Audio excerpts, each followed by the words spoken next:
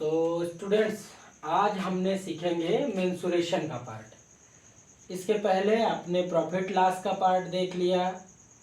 कुछ लोगों ने थोड़ा सा जो इंटरेस्टेड रहे होंगे उनके लिए रियल नंबर्स का पार्ट गया इंग्लिश में पूरा। उस वीडियो को भी आप एक बार देख लेंगे तो आपको बहुत सारी जानकारी उधर से मिल जाएगी।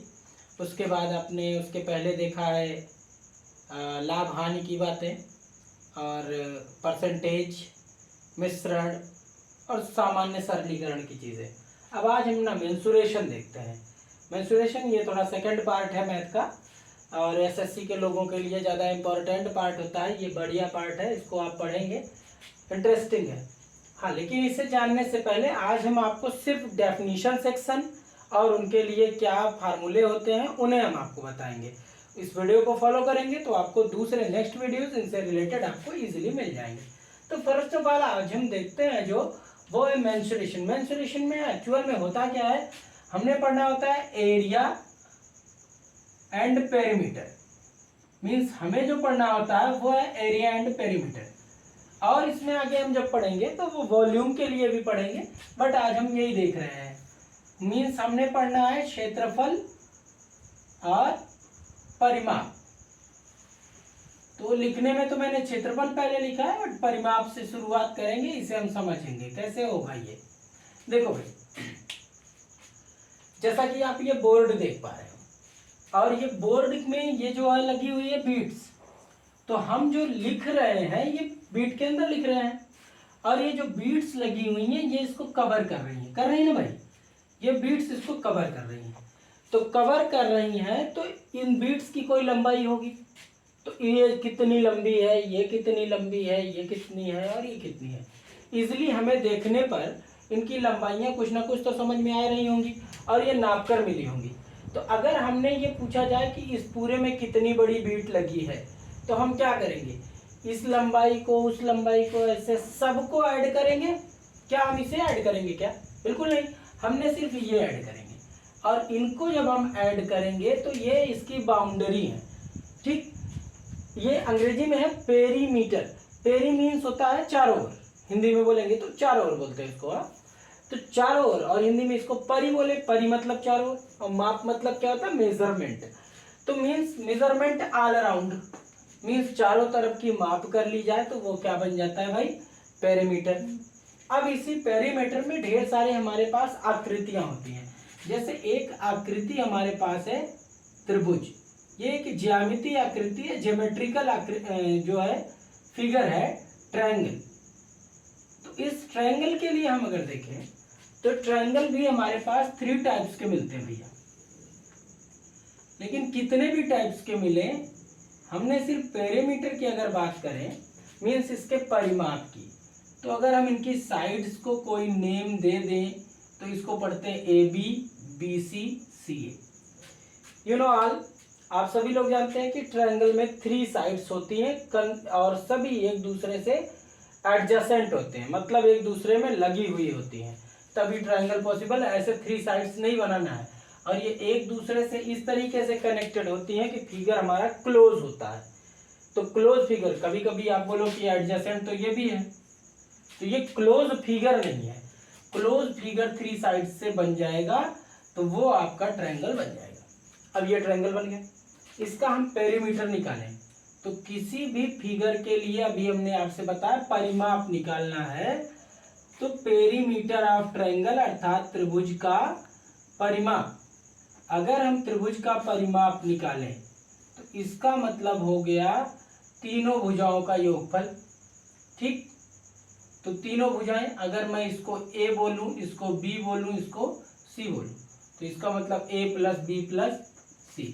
ये जो आपका पेरीमीटर है, पेरीमीटर ऑफ ट्रायंगल अगर हम देखें तो ये हमारे पास क्या आता है, A + B + C। क्लियर है? यही है भैया, A + B + C। और ये ABC आपको दिख ही रहा है, ये आपका फिगर, ये त्रिभुज का परिमाप है। अगर यहाँ पर कुछ इकाई दी गई है, ये यहाँ पे हम जो लिखते हैं ना वो यूनिट है, कोई यूनिट।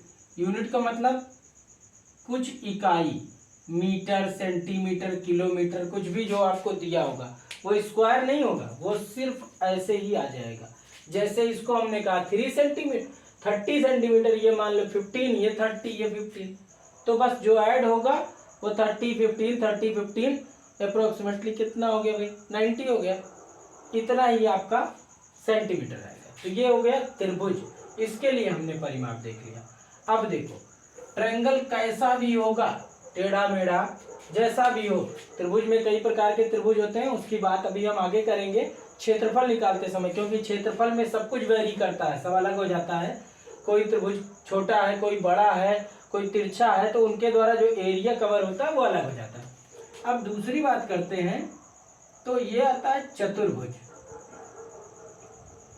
चतुर्भुज की बात करें, इसके बाद हम आपको इजी वे बता देंगे कैसा करना है। इसको हम बोलते हैं क्वाड्रिलैटरल। तो चतुर्भुज में क्या होगा भाई, क्लोज फिगर बनेगा, कोई भी क्लोज फिगर बना लो, उसमें 4 भुजाएं होनी चाहिए। तो इसका मतलब 4 भुजाएं कौन कौन सी है, मान लो ये ए है, ये बी है, ये सी है, ये डी है। सपोज करें इसका नाम ए के सामने जो पड़ रहा है उसको ए कर दिया, अब बी के सामने तो कोई है ही, तो अपने क्रम से जो भी अच्छा लगे हमने ए बी सी डी, ये मतलब ए बी, ये ए सेंटीमीटर बड़ा है, ये बी है, ये सी है और ये डी सेंटीमीटर, मीन्स इसको नापेंगे तो ए आएगा, इतनी लंबाई बी है, इतनी लंबाई सी है, इतनी लंबाई डी है। तो इसका परिमाप कैसे निकालते हैं, तो देखो चतुर्भुज का परिमाप अभी आपने देख लिया ना, पूरी बाउंड्री को बस जोड़ देना है। तो इसका मतलब हमने अगर देखना है चतुर्भुज का परिमाप, तो हम क्या लिख सकते हैं, इसके परिमाप को हम लिख देंगे a plus B plus C plus D, ठीक।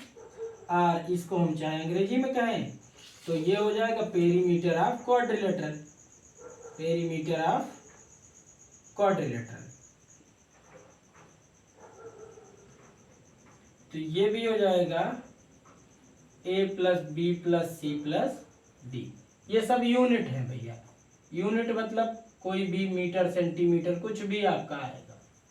ये तो सरल बात है त्रिभुज और चतुर्भुज के लिए। इसका मतलब परिमाप निकालना हो तो आप कोई भी फिगर दिया है तो सभी भुजाओं का योग कर दीजिए बस।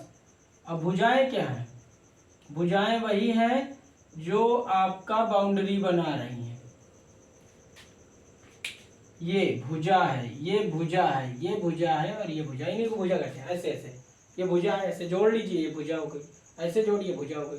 तो जैसे जैसे जो जुड़े हैं वो सभी भुजाएं हैं, एक दूसरे से जुड़ी हुई हैं। तो ये आज बेसिक में हमने त्रिभुज का परिमाप और चतुर्भुज का परिमाप देखा।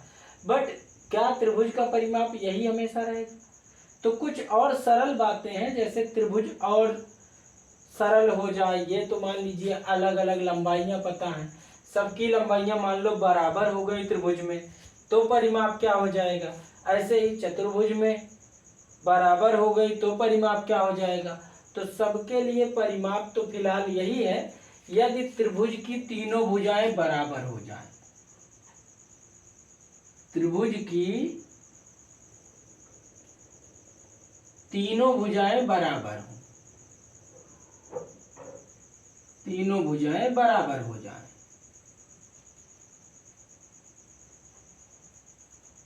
बराबर हो, तो परिमाप क्या होगा। तो फिगर देखो भैया, ये अगर ऐसी लाइंस खींच के दे दिया जाए तो इसका मतलब इक्वल, ये भी ए, ये भी ए, ये भी ए, तो परिमाप कितना हो गया 3a। और ऐसे ट्रायंगल को हम क्या बोलते हैं, समबाहु त्रिभुज। कैसा त्रिभुज, समबाहु त्रिभुज। ये त्रिभुज का नाम है, ये है समबाहु त्रिभुज। समबाहु मतलब सभी भुजाएं बराबर, सम मतलब बराबर, बाहु मतलब भुजा, समबाहु त्रिभुज। तो अगर हम इसे को ऐसे अंग्रेजी में कहें, इक्विलैटरल ट्रायंगल के केस में देखें, इक्विलैटरल ट्रायंगल के लिए जो पेरीमीटर होगा वो कितना होगा भैया 3a। 3a मतलब 3 मल्टीप्लाई ए, यहाँ पे जो 3a लिखा है 3 गुणे a है, गुणा का चिन्ह लगेगा, ये त्रिभुज का हो गया। ऐसे ही जब हम चतुर्भुज में आते हैं तो दो छोटे छोटे अलग चतुर्भुज मिलते हैं, एक होता है आयत और दूसरा होता है वर्ग। तो उसके लिए आप अगले वीडियो को फॉलो करेंगे, आपको वो भी मिलेगा। ठीक, देखते रहिए। Thank you. ओके।